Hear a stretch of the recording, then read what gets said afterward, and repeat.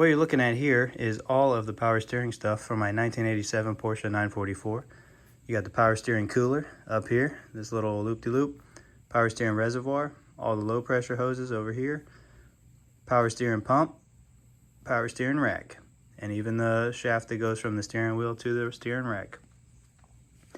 My power steering was leaking like crazy. I purchased the kit to rebuild the pump. I purchased new hoses. I even purchased a new reservoir, cap and O-ring and all that. And my next step was to purchase all the seals to rebuild the power steering rack. But instead of doing that, I decided to yank all that stuff out of the car and build a manual rack. So what I found is that you cannot just grab a manual rack out of an early model car. I think like 83 or so had a manual steering as an option. But as we know, in 85, they changed the cars, the offset of the cars, so the width is just a little bit different. So a manual steering rack from an early car won't fit an older car. Enter the homemade steering rack.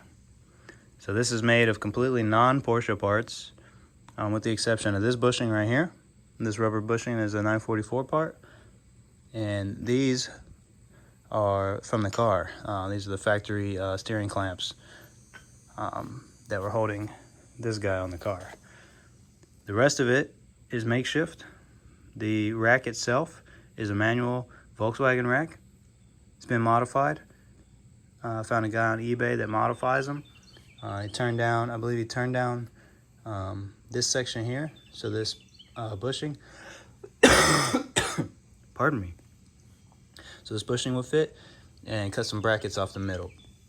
But in reality, it's just a Volkswagen, maybe Mark 1 or Mark 1 or Scirocco steering rack. Nothing fantastic going on here. It's just, I believe it's just turned down underneath this bushing to make this bushing fit.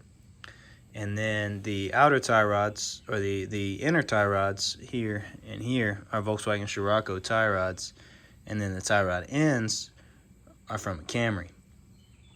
So this is a 1985, maybe 84 to 86 Camry tie rod end. It has the correct taper, but it has that nice long boy tie rod end to give me that extra length needed. And so this is set. I actually have it's a little bit short. It needs to be extended, but right now it's all the way in. So my thread, I barely have threads showing there, and I barely have threads showing there. So both those will spin out a good few inches, but it only needs to go about an inch out, and then it's perfect.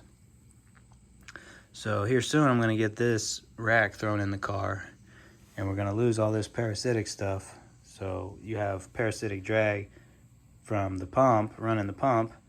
So we're going to be losing a belt, we're going to be losing some weight, and we're going to gain feel.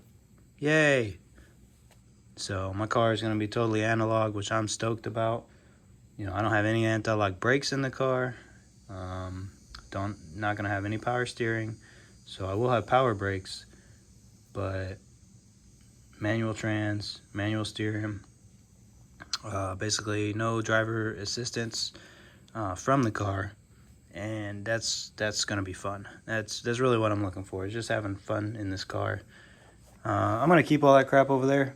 Maybe one day I'll go through and rebuild it, or maybe I'll sell it to another person that needs it more than I do. But before I junk all that stuff out, I'm going to make sure that this works. I do need a longer steering shaft here, but I got that under control. And hopefully I'll get that installed here soon. I got a lot of work to do before the car's on the road again. A lot of it's just waiting on parts, but I will update you guys in the future as to how I like the manual setup.